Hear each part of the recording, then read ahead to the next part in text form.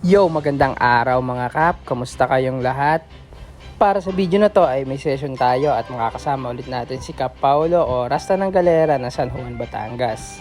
Usapan nga pala namin ni Kap Paulo ay 5 AM dapat nasa biyahe na kami going to Las Piñas, pero dahil nakalimutan namin na first day of school nga pala to kaya inabot kami ng mga 7 AM. Ayan.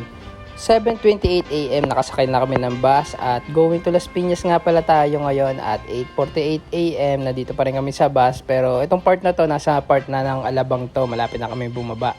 So fast forward lang, nakababa na kami ng terminal ng Alabang, nakasakay na kami ng jeep at ito sa part na to nakasakay na kami ng tricycle, going na tayo sa spot ng client natin para sa araw na to. So ito, nandito na tayo sa place ni client at ito nga pala itsura ng buhok niya bago natin i-dreadlocks. Ang gawa nga pala natin for today ay top head natural dreadlocks with no extensions. After ko i-upload yung vlog natin about sa home service natin sa Paranaque, ito naman si client nag-chat sa akin at ang place naman niya ay sa Las Piñas. Hindi na rin naman first timer si sir pagdating sa dreadlocks dahil ito ata yung pang-4 o pang-5 beses na niya rin na magpapadreads. At masasabi ko napakaswerte kong bilang artist dahil ako yung napili niya gumawa ng dreadlocks niya dahil bukod sa napakabait ni sir, napaka-generous din niya pagdating sa artist na gumagawa sa dreadlocks niya. Ako kasi yung tipo ng artist na hindi naman budget meal maningil. Kumbaga, hindi rin naman ako mahal maningil, hindi rin naman budget meal. Tama lang, saktuhan lang para do sa art na ginagawa ko. Depende rin naman sa dreadlocks na pinapagawa sa akin ng client. Ang pricing ko kasi dinedepende ko sa hirap at dami ng effort na kailangan kong gawin para ma-achieve natin yung gusto nilang pagawa.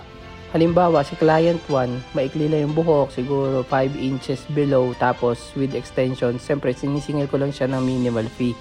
For example naman si client 2, mahaba ang buhok, halos shoulder length, tapos gusto niya magpa-dreadlocks with extension, siyempre hindi sila pwedeng parehas ng pricing kay client 1.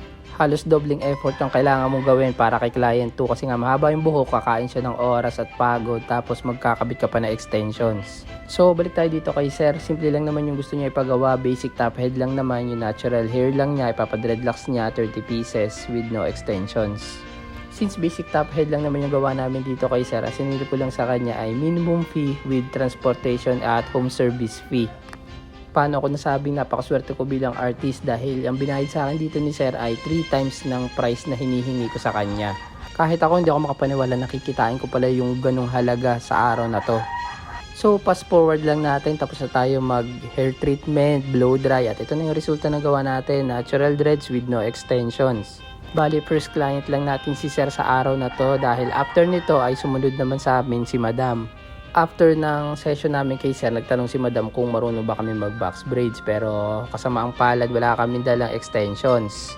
Mabuti na lang at naitabi daw niya yung mga luma niyang extensions dati, yung sila yung nagburaka yata, ganun. So yun, pwede naman namin ikabit, kaya yun, dinali na rin namin ni Rasta since nandito na rin naman kami. Naging mabilis na yung session namin dito, siguro mga 2.5 hours tapos na namin yung full head box braids ni madam since madali lang naman to, basic box braids lang naman. After ng session, tinanong ako ni madam kung magkano daw ba yung bayad sa braids niya. Pero since malaki na yung binayad sa akin ni sir, para sa akin kasi free na yun hindi ko na kaya sumingil pa. Ang kaso lang, Gcash kasi yung binayad sa akin ni sir, wala na kaming cash pa uwi. Kaya sabi ko kay ma'am, kahit pan-transpo lang po pa uwi, pwede na po ako dun. At ilang sandali lang, inabutan niya ako ng bayad at boom, hindi ko rin talaga ma-imagine na ganun kalaki rin yung ibabayad niya para sa braids na to. At ito nga pala yung resulta na gawa namin sa kanya, box braids yan, full head, bali yung extensions na yan, hindi sa amin galing, kanya talaga yan, second hand.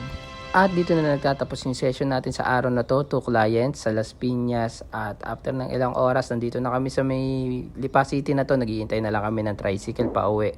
So ayun, maraming salamat nga pala sa panonood, salamat din sa partner ko, si Kap Paulo from San Juan, Batangas. Sa mga interested clients dyan within Batangas, nag-home service po ako kahit saan.